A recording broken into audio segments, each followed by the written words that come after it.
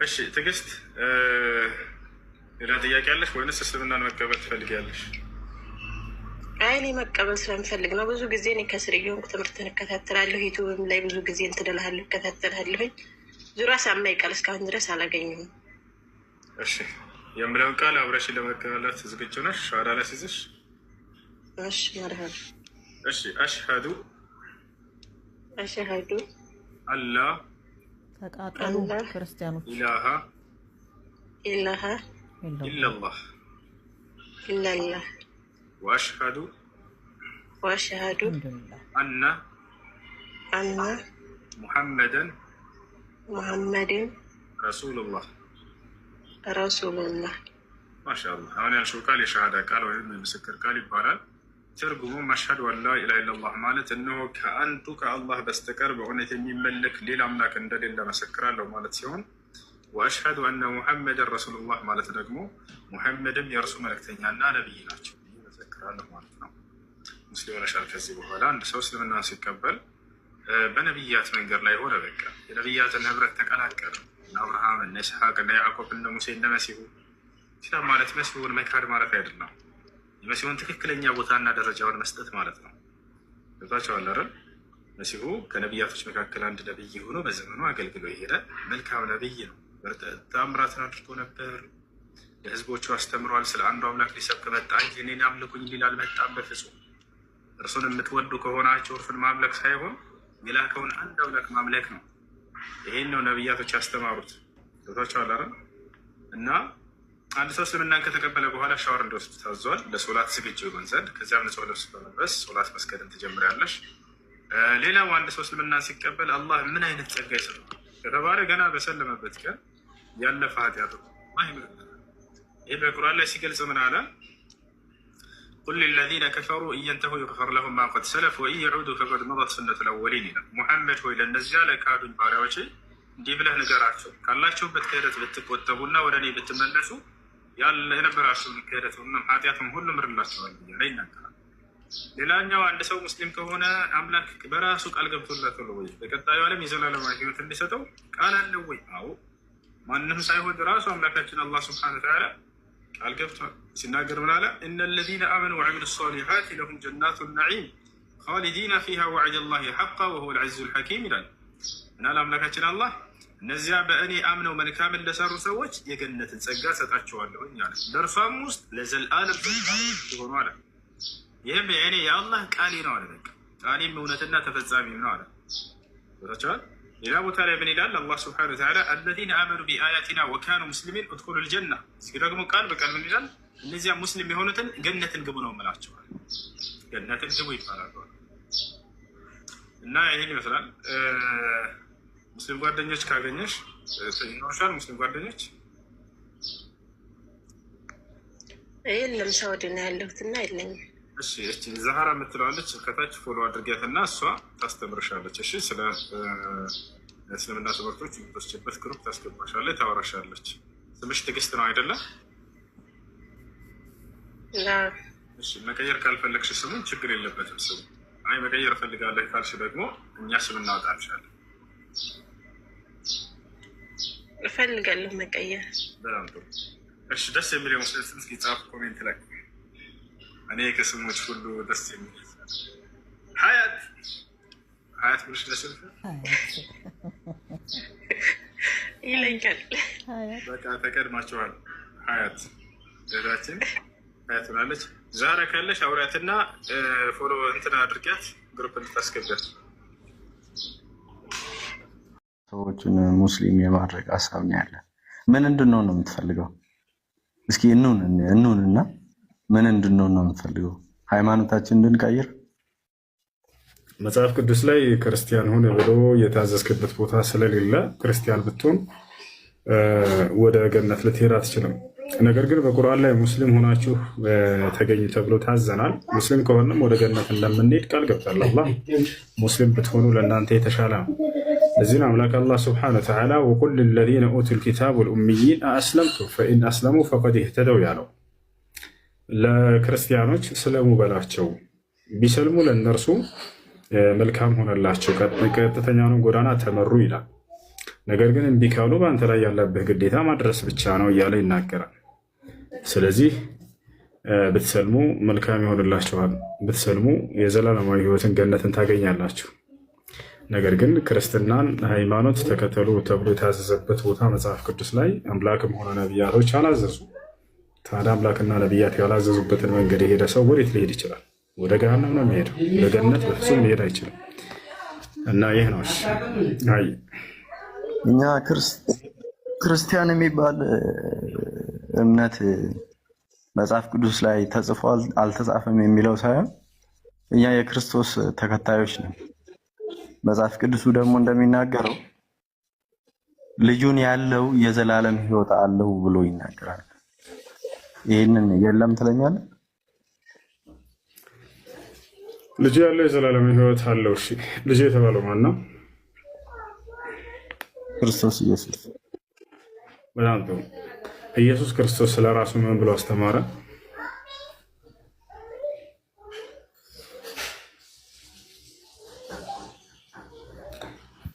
ኢየሱስ ክርስቶስ ምን ብሎ አስተማረ?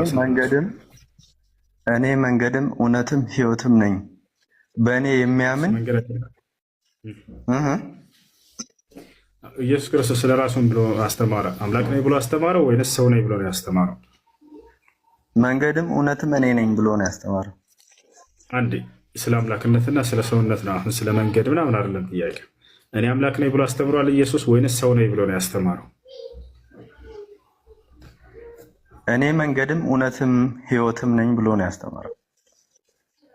ከሱ ውጭ ሌላ የምትናገረው ጥቅስ የለህም? ስለ አምላክነትና ስለ ሰውነት እየጠየቅኩ ነው። ኢየሱስ እኔ ሰው ነኝ ብሎ ነው ያስተማረው? በነገራችን ላይ ያለውን ጥቅስ ስነግርህ ሌላ ጥቅስ እንዲጨምርልህ ፈልገህ ነው ወይስ ይሄ በቂ አይደለም? ለጠየቅኩ ጥያቄ የመለስክ ስላልሆነ ነው። ኢየሱስ ክርስቶስ እኔ ሰው ነኝ ብሎ ነው ያስተማረው ወይንስ እኔ አምላክ ነኝ ብሎ ነው ያስተማረው? እኔ መንገድም እውነትም ሕይወትም ነኝ በእኔ በቀር ነው ያለው። ከእኔ ውጪ ወደ አብ የሚያደርስ መንገድ የለም ብሎ ነው ያስተማረው። ወደ እሱ ጥቅስ እንመጣለን። ጥሩ ጥቅስ ነው። በጣም ደስ የሚል ጥቅስ ነው። መጽሐፍ ቅዱስ ላይ ያረዳዳችሁ ስህተት ነው። አሁን ግን ጥያቄው ምንድን ነው? እኔ አምላክ ነኝ ብሎ ነው ያስተማረው ወይንስ እኔ ሰው ነኝ ብሎ ነው ያስተማረው ኢየሱስ? በኢሳይያስ መጽሐፍ ምዕራፍ 9 ከቁጥር 6 ጀምሮ ስታነበው ኢየሱስ ክርስቶስ በድንግልና እንደሚወለድ ድንቅ መካር ኃያልና አምላክ እንደሆነ ይናገራል ነቢዩ ኢሳይያስ። ስለዚህ ኢየሱስ ክርስቶስ አምላክ ነው። ኢየሱስ ክርስቶስ እኔ ሰው ነኝ ብሎ ነው ያስተማረው ወይንስ እኔ አምላክ ነኝ ብሎ ነው ያስተማረው? ነቢዩ ድንቅ መካር ኃያል ተመስገን።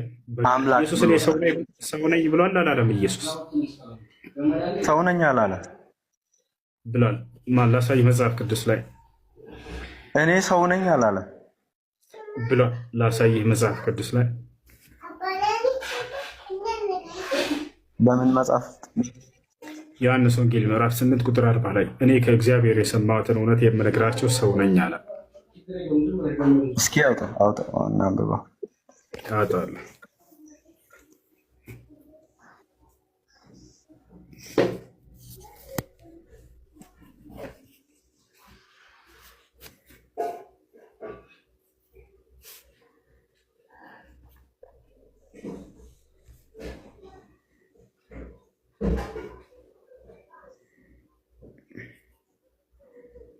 ያን ቁጥር 40 ይታያል። ነገር ግን አሁን ከእግዚአብሔር የሰማሁትን እውነት የነገርኳችሁን ሰው ልትገድሉኝ ትፈልጋላችሁ፣ አብርሃም እንዲህ አላደረገም ይላል። ስለዚህ ኢየሱስ ክርስቶስ ከእግዚአብሔር ሰምቶ የሚናገር ሰው እንደሆነ ቃል በቃል ራሱ ተናግሯል።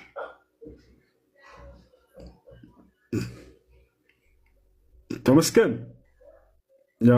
እየሰማሁ ያውና ኢየሱስ ከእግዚአብሔር ሰምቼ የምናገር ሰው ነኝ ብሎ ራሱን ገልጿል። ኢየሱስ ሰውነቱን እንደምንክድ ነው የምታስበው? አሁን ሰው ነኝ እንዳለ አመንክ ማለት ነው አይደለ? ሰውነቱን እኮ ስጋ ሲለብስ አምነናል። ከስጋ እንደተወለደ ከድንግል ማርያም ሰው ነኝ አላለም ብለህ ነበር ቅድም። አሁን ሰው ነኝ እንዳለ አመንክ ማለት ነው አይደለ? ጥሩ እርምጃ ነው እሱ። አሁን ሰውነቱን ካስተማረ አሁን ሰው ነኝ ካለ ኢየሱስ እኮ አሁን ወደ ቀጣይ ልንሄድ ነው። አብሽር አንድ እርምጃ ራስ ይዘህ ብዬ ነው። እኔ ሰው ነኝ ብሎ አላለም ኢየሱስ ክርስቶስ ትሉ ነበር። ያው ቃል በቃል ራሱ እኔ ሰው ነኝ ብሎ አስተምሯል። አንደኛ እሱን አገኛል።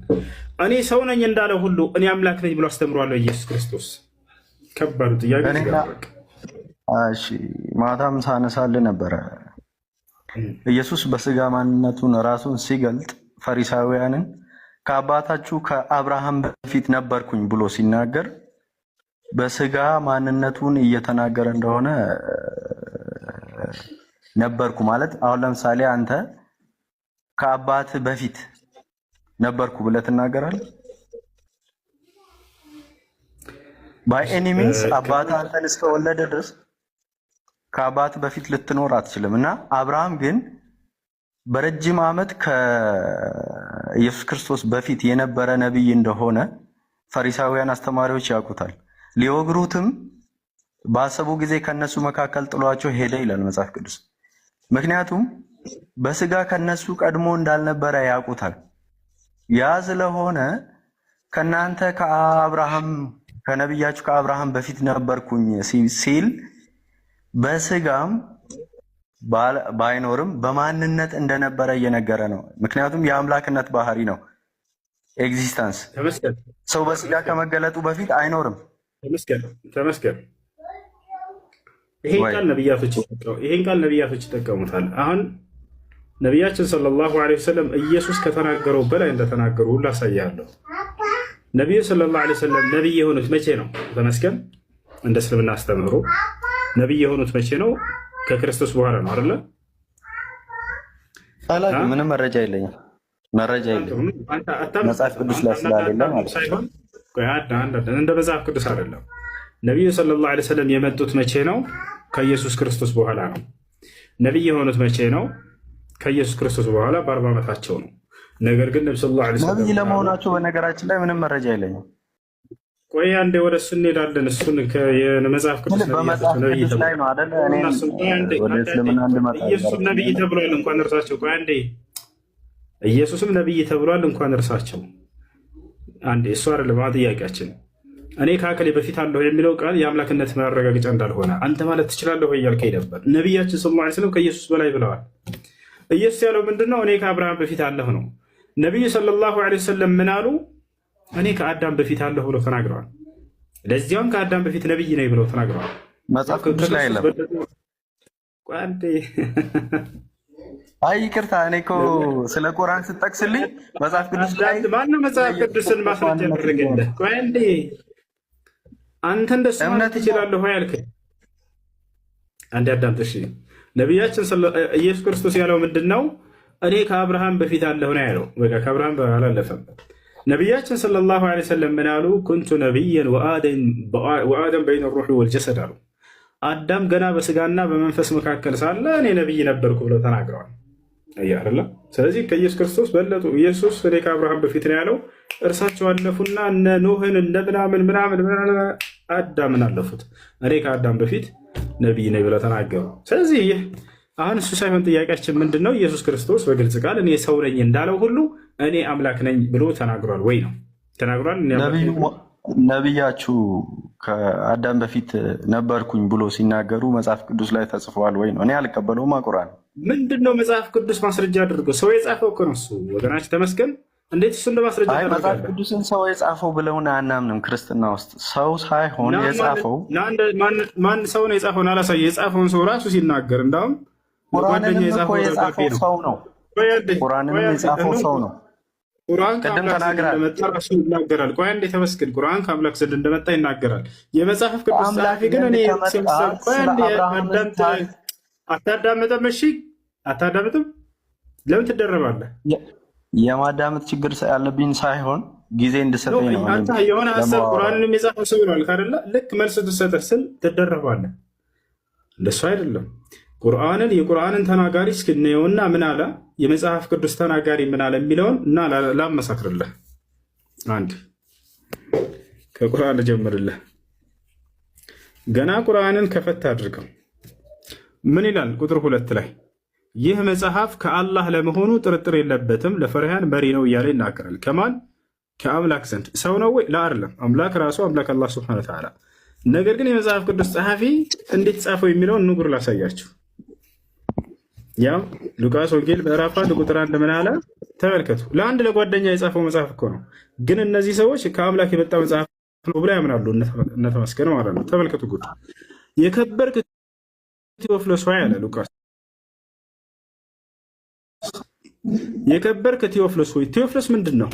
አንድ ሰው ነው አይደለ? ያው ለጓደኛው ከመጀመሪያው በአይን ያዩትና የቃሉ አገልጋዮች የሆኑት እንዳስተላለፉልን አለ። አየህ አምላክ እንዳስተላለፈልኝ አይደለም የሚለው ተመስገን፣ በደንብ አዳምጥ። የቃሉ አገልጋዮች በአይን ያዩትና የቃሉ አገልጋዮች የሆኑት እንዳስተላለፉልን አለ። ማናቸው ያስተላለፉለት? አምላክ አይደለም፣ ሰዎች ናቸው። በእኛ ዘንድ ስለተፈጸመው ነገር ብዙዎች ታሪክን በየተራው ለማዘጋጀት ስለሞከሩ አለ። እኔም ልሞክር ነው፣ ለይሄን ላዘጋጅ ነው ሊልህ ነው። ጉር ተመልከት። እኔ ደግሞ ስለተማርከው ቃል እርግጡ እንድታወቅ በጥንቃቄ ሁሉን ከመጀመሪያው ተከትዬ በየተራው ልጽፍልህ መልካም ሆኖ ታየኝ አለ። ተመልከቱ። ማን ጸሐፊ? ሉቃስ። ከአምላክ ተቀብዬ ነው ብሏል ወይ? ለአላለም። ከሰዎች ነው የተቀበለው ይህን ቃል። ለማን የጻፈው? ለአንድ ጓደኛው፣ ለቴዎፍሎስ ለጓደኛው። ለአንተ ልጽፍልህ መልካም ሆኖ ታየኝ አለ። እኔ ለጓደኛዬ ለዘለቀ ሂጄ እንዳው ይሄ ያለህበት እምነት ትክክለኛ መሆኑን እንድታውቅ ዘንድ ሁሉን ተከታተዬ ከሰዎች ጽፌልሃለሁ ከይህን ደብዳቤ ብዬ ላኩለት። ከዚያስ ይህን የሰሙ ሰዎች ሁሉ የአገሩ ሕዝብ እንዳለ ከአምላክ የመጣ መጽሐፍ ነው መጽሐፍ ቅዱስ ነው ብሎ አምነው ቢቀበሉ አስባችሁታል? ለዚያው ኢየሱስ ክርስቶስ አውቶሪቴቲቭ ነው። አውቶሪቲ ያለው ማለት ዝም ብሎ ማንም መጽሐፍ ስለጻፈ ድርሰት ነው የሚሆነው። እንደዛ ነው። የታሪክ መጽሐፍ እንደሆነ ራሱ ተናገረ። ሁሉም ታሪክን ለማዘጋጀት እንደሞከረ አንድ ነገር ልንገር። ጀስት ሎጂካል እንሆን እኔ እናንተ ለነገሮች ከመጽሐፍም ባሻገር አንዳንዴ ፍሌክሲብል የሆነን እናውራ። የመጽሐፍ ቅዱስን ታሪክ ስታነበው ስለ አብርሃም፣ ስለ ያዕቆብ፣ ስለ ዳዊት፣ ስለ ሙሳ ወይ ደግሞ ነቢዩ ሙሴ የተጻፉ ታሪኮች ነቢያችሁ ነቢዩ መሐመድ በአንድ ቃል ሲገልጹት በታሪክ ሲቀጣጠል የመጣ የአንድ ቀን ዕድሜ ያሌለው በረጅም ዕድሜ ውስጥ የነበረ የሰው ልጅ ታሪክ ነው። ከነቢዩ ሙሴ ጀምሮ እስከ ነቢዩ መሐመድ የነበረው ታሪክ በእናንተ ሲገለጽ ነቢዩ ሲጽፈው ከመጀመሪያ ጀምሮ ነው። ይሄንን ከመጀመሪያ ያለውን ታሪክ በመጽሐፍ ቅዱስ ውስጥ ነበረ ወይ? ነቢዩ መሐመድ አይደለም በክርስትና እምነት ውስጥ የጻፈው። ታሪኮቹ መጽሐፍ ቅዱስን እኛ እንደ መጽሐፍ ቅዱስ እንድንቀበል የሚያስገድደን ነገር መጽሐፍ ቅዱስ ውስጥ እግዚአብሔር በተለያየ ዘመናት ለነቢያቶች የተናገረው የእግዚአብሔር ቃል ነው ብለን ስናምን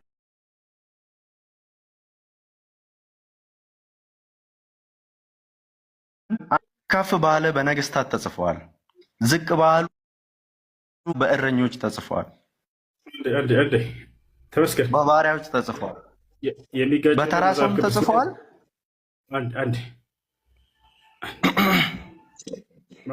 ስለዚህ አንድን ቦታ የታሪክ ግጭቱን ላሳየህ እኮ ነው። ላሳየህ ማቴዎስ ወንጌል ምዕራፍ 1 ከቁጥር 1 ጀምረህ አንብበው የክርስቶስን የዘር ሐረግ። ከዛ ሉቃስ ደግሞ ምን እንዳለ እናየዋለን። ሰማይና ምድር አይገናኙም። የክርስቶስ የዘር ሐረግ ራሱ ምንም አይገናኝ ጉድ ነው። አይ